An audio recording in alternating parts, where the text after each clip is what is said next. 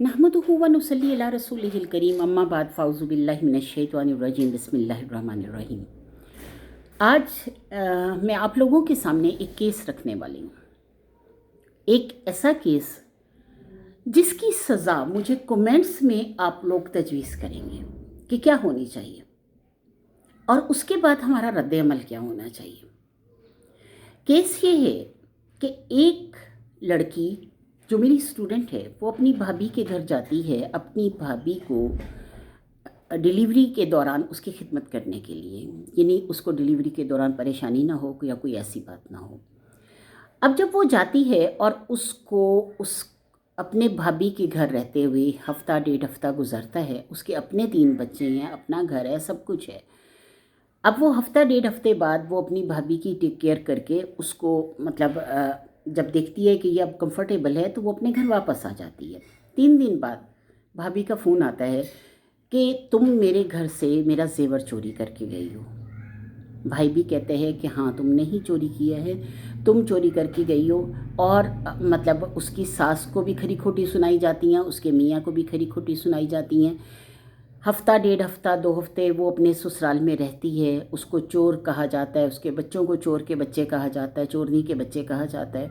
उसको तकलीफ़ दी जाती है, उसको टॉर्चर किया जाता है, उसको अजियत दी जाती है कि तुम्हारे भाई को ही तुम पर एतबार नहीं, कि तुम बचपन से ही ऐसी होगी, तुम्हारे भाई को तुम पे एतबार नहीं तो हम क्या एतबार करें।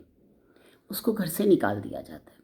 अब ये अपने माँ बाप के घर वापस आती है और माँ बाप के घर जब वापस आती है तो वहाँ पे जो दूसरा भाई और भाभी हैं वो उसको और ज़्यादा टॉर्चर करते हैं कि ये तो वापस आ गई, अब ये हम पर लाइबिलिटी बनकर आ गई है, तो हम इसको किस तरह से अकोमोडेट करेंगे, किस तरह हम इसके सारे खर्च बर्दाश्त करेंगे।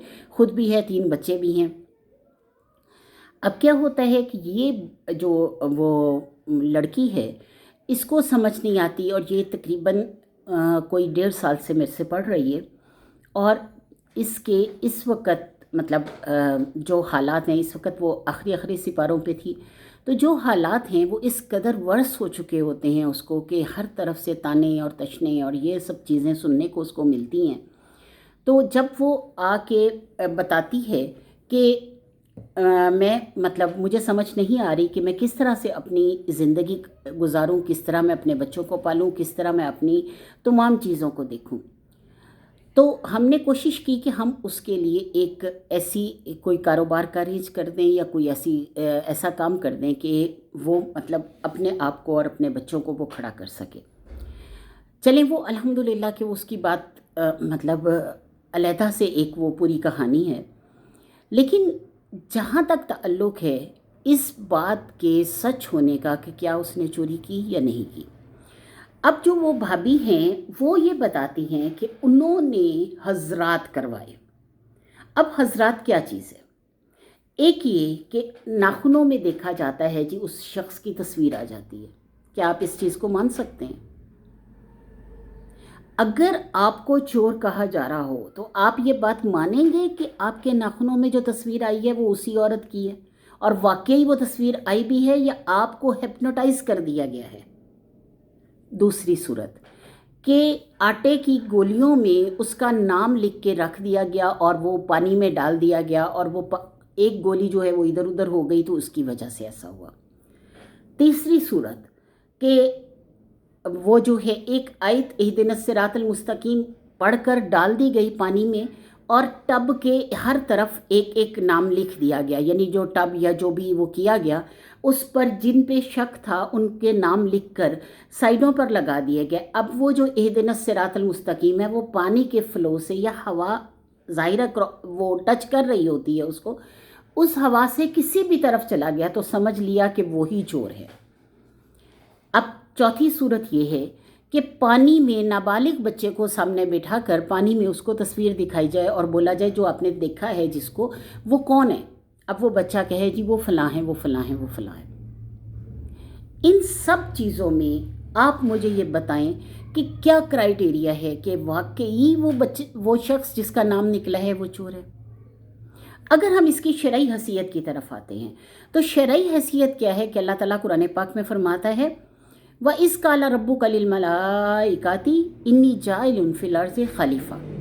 کہ جب میں نے کہا ملائکہ سے کہ میں یہ بنانے والا ہوں زمین میں اپنا نائب یعنی اپنا خلیفہ، تو اللہ تعالیٰ فرماتا ہے کہ انہوں نے کہا کالو اتجعل فیہا من یفسد فیہا ویسفک الدماء ونحن نسبح بحمدک ونقدس لک، کہ انہوں نے کہا کہ ہم تو تیری تعریف بیان کرتے ہیں، تو ایسا اللہ انسان بنانے والا ہے کہ جو خون بہائے گا اور وہ کرے گا، فساد کرے گا۔ تو اللہ تعالیٰ نے فرمایا کہ میں جانتا ہوں تم نہیں جانتے، قال انی اعلم ما لا تعلمون، یعنی میں زیادہ جانتا ہوں تم نہیں جانتے۔ پھر اللہ تعالیٰ فرماتا ہے کہ جب اللہ تعالیٰ نے کائنات کے تمام نام، کائنات کی ہر چیز کے جو ہم نے استعمال کرنی تھی اس وقت سے لے کے جب حضرت آدم علیہ السلام دنیا میں آئے یعنی زمین پر تشریف لائے، اس وقت سے لے کے حشر کے آنے کے دن تک ہم نے جو وہ استعمال کرنی تھی چیزیں، ان سب کے نام جو ہیں وہ حضرت آدم کو ڈیٹا فیڈ کر دیا گیا اور سکھا دیا گیا کہ یہ حضرت آدم کے مطلب جو استعمال شدہ چیزیں ہوں گی، استعمال کرنے والی چیزیں ہوں گی، ان کے نام ہیں۔ اب حضرت آدم اور فرشتوں کو آمنے سامنے کیا گیا اور پوچھا گیا کہ فرشتوں سے کہ بتاؤ ان چیزوں کے نام کیا ہیں، یعنی میں نے پوری دنیا تخلیق کرنی تھی اس کے لیے میں نے یہ چیزیں بنائی تھی، اس کو میں نے اس جگہ پہ لانا تھا، اور اگر یہ جگہ میں نے اس کے لیے بنائی تھی تو تم لوگوں کو کوئی حق نہیں پہنچتا کہ تم اشرف المخلوقات جو میں بنا رہا ہوں ان پر کوئی بھی اپنی رائے کا اظہار کرو، کیونکہ میں زیادہ جانتا ہوں تم نہیں جانتے۔ اب فرشتوں کو اللہ تعالیٰ نے فرمایا ان چیزوں کے نام بتاؤ، تو انہوں نے کہا قالوا سبحانک لا علم لنا الا ما علمتنا، کہ انہوں نے کہا کہ پاک ہے تو، ہم نہیں جانتے یعنی ہمیں معلوم نہیں ہے، ہمیں علم نہیں ہے، مگر جتنا تو نے ہمیں سکھایا۔ جب اللہ کا سکھایا ہوا علم جتنا جتنا اس نے چاہا اتنا اتنا سب کو دیا۔ اللہ فرماتے ہیں کہ علم کا وسیع دریا اللہ کے پاس ہے۔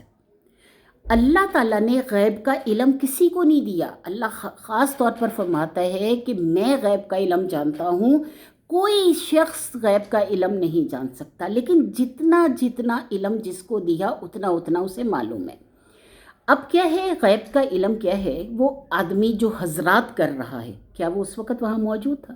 اس نے اپنی آنکھوں سے دیکھا، اس نے اپنی زبان سے مطلب اقرار کیا اس چیز کا، اس نے دیکھا یعنی سنا اس نے کہ وہ یہ سب کچھ کر رہا تھا جس پر وہ الزام لگا رہا ہے۔ آپ کو کیا پتا کہ کیا سچ ہے، کیا صحیح ہے، کیا غلط ہے؟ آپ نے کبھی اس شخص کے بارے میں جو حضرات کر رہا ہے، جو بھی حاضریاں کر رہا ہے، جو بھی وہ کر رہا ہے، کیا آپ کو پتہ ہے کہ وہ نماز پوری پڑھتا ہے؟ کیا آپ کو پتہ ہے کہ وہ سارے جو ارکان ہیں وہ پورے کرتا ہے؟ کیا آپ کو پتہ ہے کہ اس نے کبھی زنا نہیں کیا، کبھی جھوٹ نہیں بولا، کبھی حق کے علاوہ کوئی بات نہیں کی؟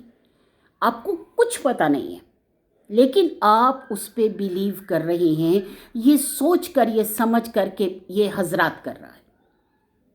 اور حاضری کس کی کر رہا ہے؟ اس پر پری آتی ہے، اس پر جن آتا ہے، اس پہ فلاں آتا ہے۔ سورۃ نمل آپ کھول لیں، قرآن پاک کھولیں اور اس کو پڑھیں کہ اللہ تعالیٰ فرماتا ہے کہ حضرت سلمان علیہ السلام کے انڈر تھے جنات۔ حضرت سلمان علیہ السلام بہت بڑی بڑی عمارتیں بنواتے تھے اس سے، یعنی جنات سے، جنات عمارت بنا رہے تھے۔ اللہ فرماتا ہے کہ حضرت سلمان علیہ السلام کی روح پرواز کر گئی۔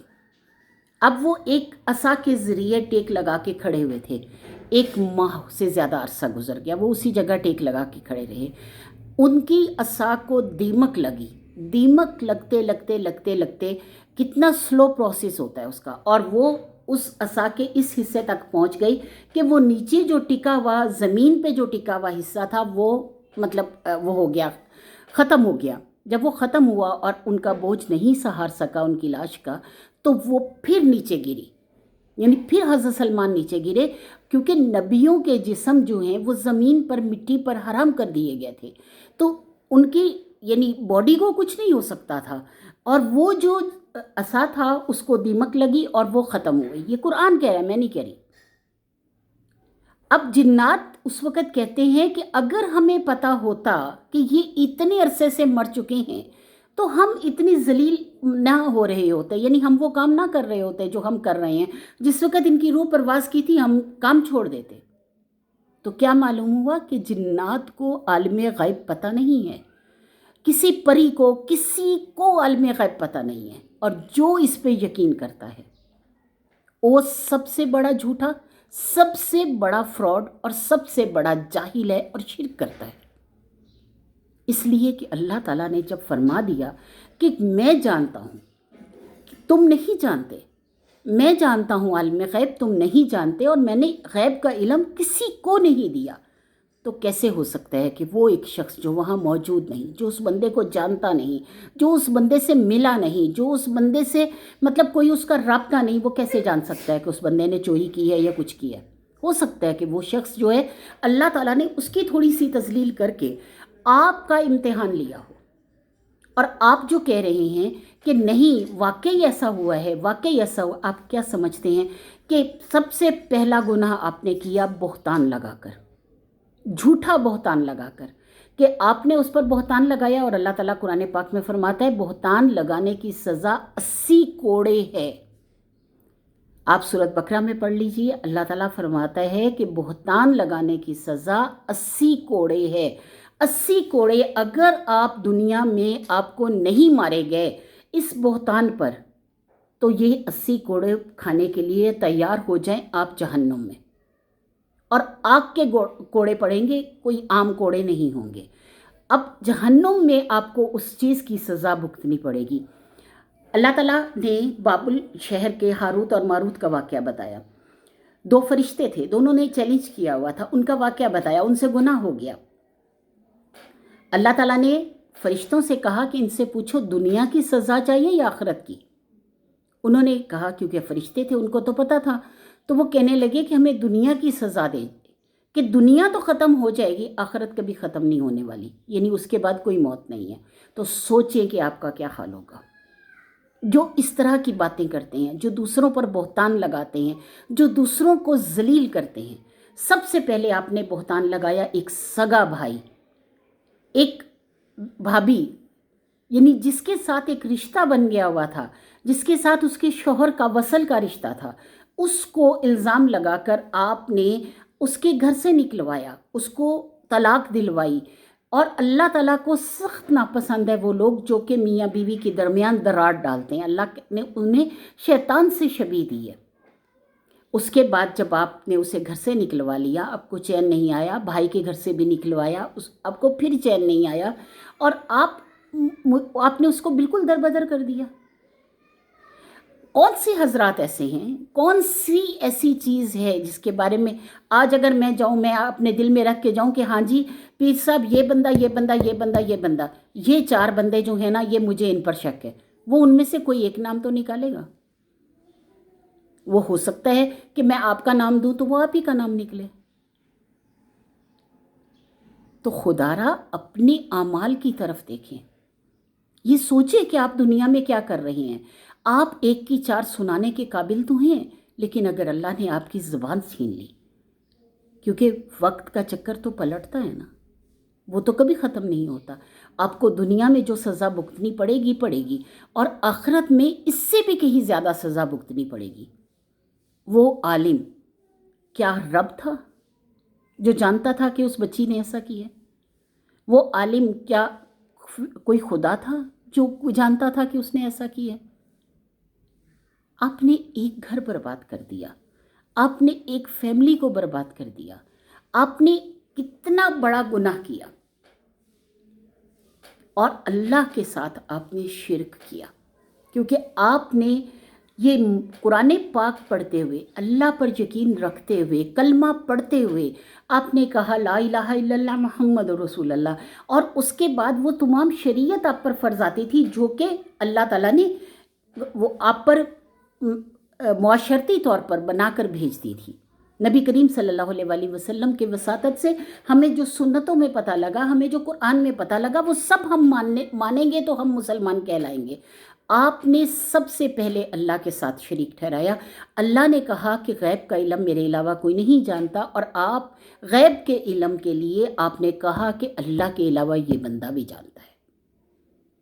آپ سب سے بڑے مشرک ہوئے۔ جب تک آپ دوبارہ اسلام قبول نہیں کریں گے، اس وقت تک آپ مسلمان نہیں ہو سکتے۔ دوسرا بڑا گناہ جو آپ نے کیا وہ بہتان لگا کر، آپ نہیں جانتے تھے، آپ نے اپنی آنکھوں سے نہیں دیکھا، آپ نے کچھ نہیں کیا، آپ نے بہتان لگایا کہ وہ بچی گناہ گار ہے، اور بہتان کی سزا 80 کوڑے ہے۔ اگر آپ کو اس دنیا میں نہیں دی جاتی تو آخرت میں آپ اس کو ضرور بھگتیں گے۔ تیسری سزا جو آپ نے اس کو طلاق دلوائی، اس کی سزا آپ کو اللہ تعالیٰ نے شیطان سے شبیہ دے دی، اور شیطان کا جو حال قیامت کے دن ہوگا وہ آپ سب جانتے ہیں۔ اور چوتھی سزا کہ آپ نے ایک گھر کو برباد کیا، آپ نے ایک بچی کو برباد کیا، اور اس کے بعد ان 3 بچوں کا فیوچر برباد کیا، جو کہ کل کو کوئی اچھے مسلمان بھی بن سکتے تھے، اچھے انسان بھی بن سکتے تھے۔ جب وہ معاشرے کے اس قدر غلیظ اور برے رویے کو دیکھیں گے تو کیا وہ اپنے آپ کو، وہ معصوم چہرے، وہ معصوم دل اپنے آپ کو ٹھیک کر پائیں گے؟ ڈریے اللہ سے، اللہ کے عذاب سے ڈریے، اللہ کے عذاب سے ڈریے۔ خدا را آج معافی مانگ لیجئے ان لوگوں سے، اور اپنے آپ کو صحیح کر لیجئے۔ آپ نہیں جانتے کہ آپ نے کیا حرکت کی ہے۔ خدا را اس حرکت کو آج ہی درست کر لیجئے۔ آپ کا رب بے انتہا رحمت والا ہے۔ اگر آپ پلٹ آئیں گے رب کی طرف، اپنے گناہ کی معافی مانگ لیں گے اور ان حالات کو سدھار لیں گے، کہ ہو سکتا ہے کہ اس بچی کا تھوڑا بہت آپ آسرا بن سکیں، کیونکہ طلاق تو اس کو ہو گئی، آپ اس کو تھوڑا بہت آسرا بن سکیں، تو اس سے کیا ہوگا کہ آپ کا کچھ گناہ دھل جائے گا۔ اللہ کہتے ہیں کہ میں آزماتا ہوں، مال لے کر مال دے کر، خوف لے کر خوف دے کر، اور میں بھوک سے آزماؤں گا، اور میں ان چیزوں سے آزماؤں گا، ان ثمرات کے نقصان سے آزماؤں گا۔